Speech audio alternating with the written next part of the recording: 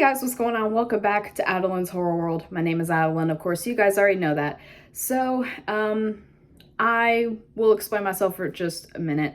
I started college back, so I haven't had enough time to make videos, but I'm going to try to commit more to doing videos. I know I say that every time, and I'm like, oh, I mean it this time, but when college takes up most of your life, it's not easy to do that, but I'm going to actually try this time. I'm going to try to do a review a week and actually commit to it now that this semester is coming to a close in a couple weeks. It'll be much easier to do that. I'm finally going to have more motivation to do reviews again. My heart mainly just wasn't really in it for a long time. I don't know, I just didn't have any motivation to do videos, and I just felt like people didn't like them all that much, but I do know I get some support. To the ones who do support me, thank you from the bottom of my heart. It really means a lot to me. But anyway, with all that out of the way, continuing on where we left off with our last review, we're going to be reviewing Friday the 13th Part 6, Jason Lives, a very popular film in the franchise. So Friday the 13th Part 6, Jason Lives, stars Thom Mathews, Jennifer Cooke, David Kagen, C.J. Graham as Jason, and is directed by Thom McLoughlin. This is the installment of the franchise infamously known for pretty much resurrecting Jason and turning him into a zombie-like character, and he remained that way for the rest of his existence, until the remake in 2009. Years ago, Tommy Jarvis killed infamous hockey mask murderer Jason Voorhees, and the intensity of the experience had landed him in a mental institution. To end his torment and achieve a level of closure, Tommy escapes from the hospital and heads to the graveyard where Jason is buried, intending to dig up the body and cremate it. But before this total annihilation can occur, a freak electrical accident resurrects Jason from the dead, and the terror begins anew. So, as many of y'all probably know, with the last Friday the 13th movie, that didn't have Jason as the killer, people were not happy about that, and they pretty much demanded that Paramount bring Jason back in the next movie if they were to make a next movie, and they did. Thom McLoughlin was brought on to write and direct, and pretty much the only thing he was required to do was somehow bring Jason back from the dead, and he did do so in a pretty cool sequence that we'll get into, even though I have a problem with it. We'll also get to that. But yeah, this is a really well-regarded installment in the franchise. People say this is one of the best ones, if not the best one. It's often a tight competition between Final Chapter and Jason Lives on which one is the best. And while I don't think this is the best, it's not even in my top 3, I will say this is a very good movie, and it is definitely one of the better Friday the 13th movies. I really like this movie. I love it even, but I can admit it's not a perfect movie. It's a flawed sequel. It's not the masterpiece of the franchise like everyone says it is. That is Final Chapter. But then again, I've come across people who really do not like Jason Lives. I've come across people who say it's a heavily flawed film. I don't think it's heavily flawed, but some of the problems I definitely get. And I'll get into those. One is a big problem with the movie, but the other, not so much. But before that, I'm going to go ahead and get into the positives of Jason Lives, because there is quite a few, because I really think this is a good movie. First off, in my positives, the way the movie is directed is excellent. It looks very cinematic all the way through. I love how it was done by McLoughlin. Like, every shot feels like it was planned. I think this is the first installment in the entire franchise that didn't use Steadicam the entire movie. I don't really think it used Steadicam at all, really. Maybe except for 1 or 2 short moments in the movie. I don't think there's any Steadicam. It's just dolly shots and still shots the whole movie. And I think that was pretty unique for the franchise, and then Part 7 would come along and go right back to it. But I really like how the film was directed. It has great cinematography, it's shot superbly, and it makes me wish Thom McLoughlin did more movies than he really did, because I think he's an excellent director and a pretty good writer as well. But mainly, very great director, and I really like the way this movie is filmed. Next, for the most part, I think the acting is pretty good. I think all the actors pretty much do a really good job. They're not Oscar worthy or anything, but I think they're pretty good. Thom Mathews is really good as Tommy Jarvis. Yes, I've seen Never Hike Alone too. I've seen all the Never Hike Alone films. I think he's better in those films. Ignore the background noise. Weird dorm. But I think he's really good in this movie. Now, he's not my favorite version of Tommy Jarvis. We'll get into that later. I still think John Shepherd is my favorite Tommy Jarvis. I know, controversial opinion, boo. Anyway, but I still like Thom Mathews. Honestly, the Never Hike Alone movies made me respect Thom Mathews more as Tommy because he brought much more to the character of Tommy that I was more used to. In this one, he's not quite the Tommy I'm used to. We'll get into that later. But this is really impressive for the Friday the 13th movie where all the actors are really good. And even the kid actors that they bring in, because this is the only one that actually has children at the camp except for the original, the kid actors are also pretty good. For the most part, again. But all the acting, pretty good. Not Oscar worthy, but pretty good. Next, yeah, this was around the time where the MPAA started getting a little bit more aggressive when it comes to cutting down the kills. We'll get into that more in part 7, trust me. But the kills we do get, and for the little we do see, I actually think some of the kills are pretty good. I like Hawes's kill, I like Sissy's kill, I really like them, and they don't have to be extremely gory. Now, I'm gonna beg to differ with part 7 and 8. We'll get to that soon. But I actually think the kills are pretty good. They're not the greatest, like, ever, but some of them are actually the most brutal of the franchise, like Sheriff Garris's death. Just, I don't know. That just rubbed me the wrong way, because, I never want to imagine getting my back bent in half. I don't want to imagine that, but I really do like the kills in this movie. Next, I'm going to get into it again. This is probably going to be the last time I do it for a little bit. Harry Manfredini's score is very good. Not the best of all of them. I actually think part 5 has the best score, but this is a really good score. I think this is the first time he implemented drums into his score, and I actually really like the inclusion of them. It adds a little bit more intensity to what is going on in the film. And I really like this movie has brand new music throughout the whole movie. There's no recycled music from the last few movies. It's just new music. It's kind of like what part 5 did, and I really like that. Also, before I move on to my next positive, forgot to mention, the score adds a gothic tone to the film, which I think was intentional. Even Tom McLoughlin said it would be really, like, you can actually watch the movie in black and white and it'll feel a lot like the old Universal monster movies. And I've seen clips of it in black and white and it looks pretty cool, so I had to add that. Next, the aspect of children being brought into the franchise really added to the suspense. I know it isn't the first time they did it because Tommy Jarvis was a kid in part 4, but like children being at Camp Crystal Lake, or I'm sorry, Camp Forest Green, I thought was really cool. It added a new element of suspense because you're like, is Jason gonna kill these kids? But he doesn't. He spares them. It's almost strange. He spares the kids, but I personally believe he does that because he has like a childlike sense to him, because he never truly grew up mentally because he was all alone throughout his entire adult life in the woods after he drowned and all that. Like, he never really grew up in his mind. So in his mind, he's still a kid. He's still a child. So he has more of a curiosity about these kids. And he doesn't feel the rage that he feels towards the horny teenagers. He doesn't want to harm the kids because they still have an innocent quality to them that he finds interesting. So I actually really like that. And I really like how it was brought forth in the film. Next, I'm not going to get into all the characters.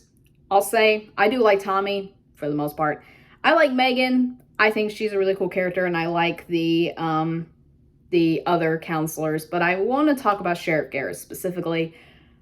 I actually like Sheriff Garris. He is a prick at times, a little overprotective of Megan, just a bit. But he has a moment right before he dies where he protects his daughter against Jason. Like, Jason goes to hunt down Megan, and he's like, no, not her. And like, he gives his life for his daughter. And I'm like, that's a good dad. That is a good dad to do that. Ignore the shutting of doors in the background. Again, dorm.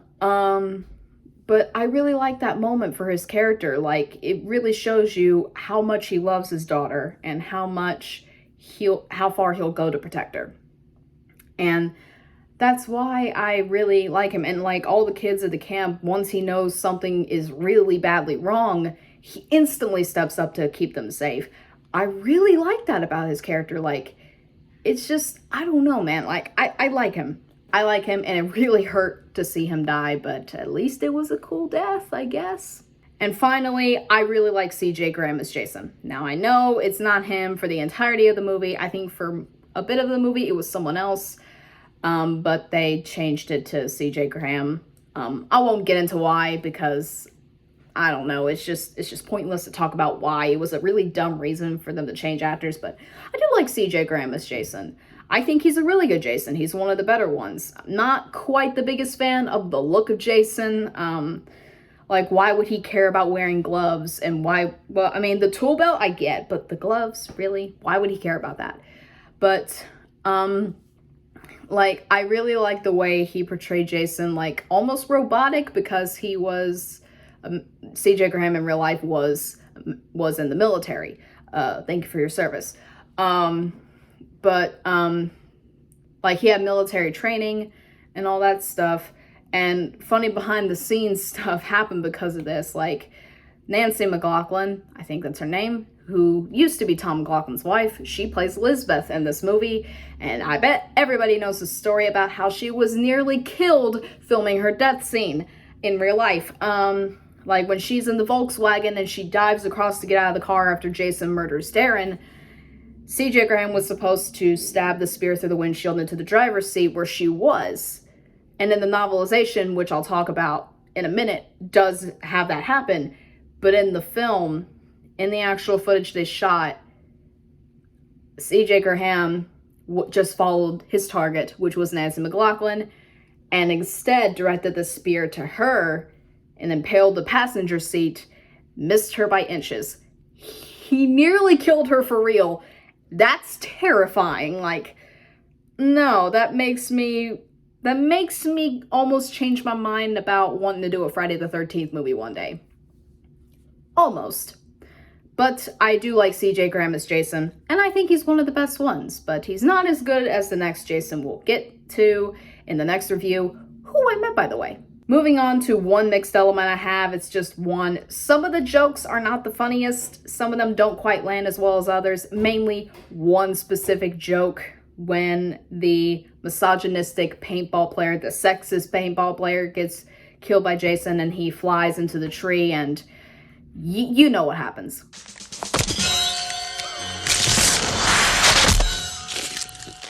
Luckily, the moment following after where he realizes he had the strength to rip his arm off was honestly pretty freaking hilarious, so good job, movie. But it's really just that one and just a few other minor jokes that honestly don't work for me as much as they used to and as much as they probably do for others. But most of the movie is quite funny. I still think part 5 is funnier though. Now, with my one negative of the film, the biggest negative of them all, it's Tommy. Now, I do like Thom Mathews' performance in the film. I think he's very good, but he didn't fit the character. Now, in the Never Hike Alone films, yes, he fits Tommy Jarvis. They finally got him right, especially in Never Hike Alone 2. Like, he is so good in that movie. He really fit Tommy Jarvis in that movie. Like, I could finally truly see the trauma in his character. But in this, I don't. He plays too much of, I'm a cool guy who wears a bomber jacket and all that. Yeah, that's him the whole movie. Like, I'm just like, no, this isn't Tommy. And also, Tommy is entirely responsible for the deaths in this movie because he's pretty much the cause of Jason coming back. If he had just left him alone, if he had just left all alone, if he didn't stab him with the fence post, the entire franchise, the entire rest of the franchise would never happen. Ever. It would never happen if it wasn't for Tommy Jarvis being an idiot. Why did he think this was a good idea? And like, he does admit, yeah, it's my fault. I brought him back. Yeah, moron. Yeah, you did mess up. He is the cause of all the deaths for the rest of the franchise. except the remake. The remake doesn't count. That's its own timeline. But like the 11 films before the remake, it's basically all one consistent timeline. Just put Freddy vs. Jason before Jason X. But Tommy is responsible for the dozens, maybe even hundreds or thousands of deaths that happen in Part 6 onward. It's Tommy's fault. It is this guy's fault that all the freaking murders happened in this movie and all the rest of the sequels. It's his fault. Blame him. Like, you have the villain here. You've got the real villain. He's right here. He's right here. Come get him. Before I get into like the overall section and my grade of the film, I want to talk about the novelization by Simon Hawke. Yes, I own a copy. I got it a couple months ago. It was around $90. They're really expensive and really hard to get because they're out of print. I actually prefer the novelization to the film. I'll get into spoilers for the novelization because there are elements in this that are not in the movie that were originally going to be in the movie but either didn't make it into the film or they were never shot entirely. Hi, this is Editing Adeline here.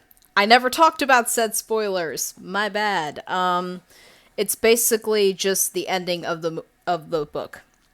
So basically what happens is, in the novelization, the caretaker Martin actually survives, while in the movie he dies. So in the end, he is visited by a quote-unquote mysterious man who gives him money, and it's revealed, like he gives him money to, like, care for graves, because it's implied earlier in the book that someone is the reason Jason was buried instead of cremated, and this person is Elias Voorhees, the husband of Pamela and Jason's father.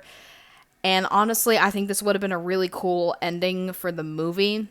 They had storyboard ideas for the ending, but they never shot it.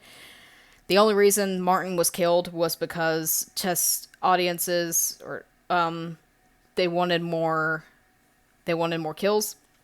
That's the only reason he died. So yeah, I wanted to explain that. Yeah, the ending involved Elias Voorhees, and I honestly think it would have been a really cool direction for the franchise to take, but unfortunately, that never happened, and it still remains a mystery to this day. So yeah, that's the spoiler I wanted to get into.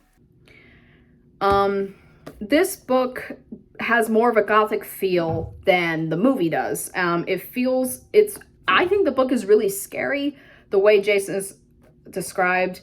People say they don't like Jason's backstory. I do. I like the backstory they give to Jason, that he gives to Jason in this book. And in the Friday the 13th Part 2 novelization as well. I really like the backstory Simon Hawke gives Jason. I think it's really unique. People are saying, oh, he's too much like Michael Myers. Michael Myers didn't have a backstory in the original Halloween. He just snapped and killed his sister. Jason had a backstory. And unlike Michael, I do want to know why he's killing people. I do want to know about his upbringing. I want to know why kids thought he was so weird.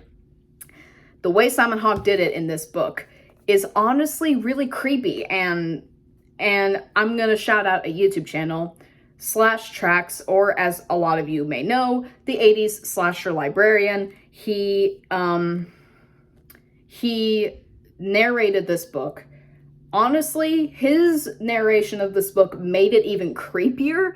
I don't know how he did it, but he did. He made it creepier. He made this book even more scary with his audiobook. I highly recommend you check out his channel. He does really great audiobooks, and for me, it's really fun to listen to whenever I'm busy doing something. And I'm planning on writing a novelization. I am writing a novelization for Jason Takes Manhattan because there was never one for the film, and I might get him to do an audiobook for it, possibly, because I think it'd be really cool. And also, my plan for that novelization, I won't really get into all of it here, but I just basically want to fix Jason Takes Manhattan while also putting it into a novel format. But I highly recommend this book. There is a PDF available on, I can't remember what it's called. I think Internet Archive. There is a PDF available. It is the entire book. You can just read it there. But I think it's a very good book. I think it's better than the movie. Sorry, controversial opinion, but I think it's better than the movie. So overall, guys, Friday the 13th Part 6 Jason Lives is a very good installment of this franchise. It's in my top 5. I have always liked this movie, but honestly, my love for the film has diminished just a little bit over the past few years. But I really enjoy the film. I think it's very fun. I just don't think it's as fun as some of the other installments. But I do highly recommend it. If you're just getting into this franchise, this is definitely one of the better quality installments. Trust me, because soon we're going to get into the piles of garbage. Well,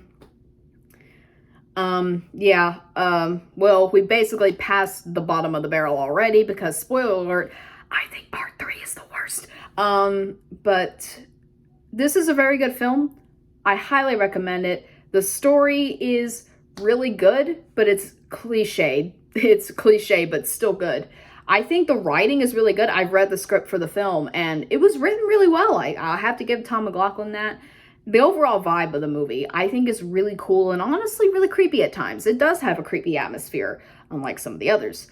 If you're new to horror, this is definitely one to check out. And if you're new to the franchise, this is also definitely one to check out. I'm going to give Friday the 13th Part 6 Jason Lives an A-.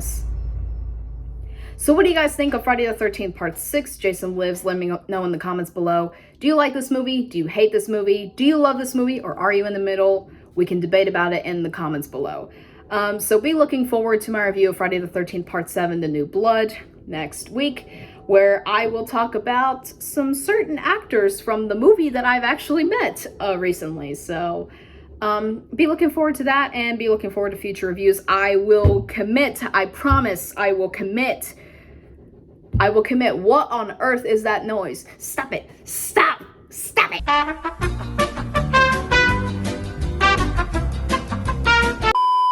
But anyways, be looking forward to that. That sound just keeps going.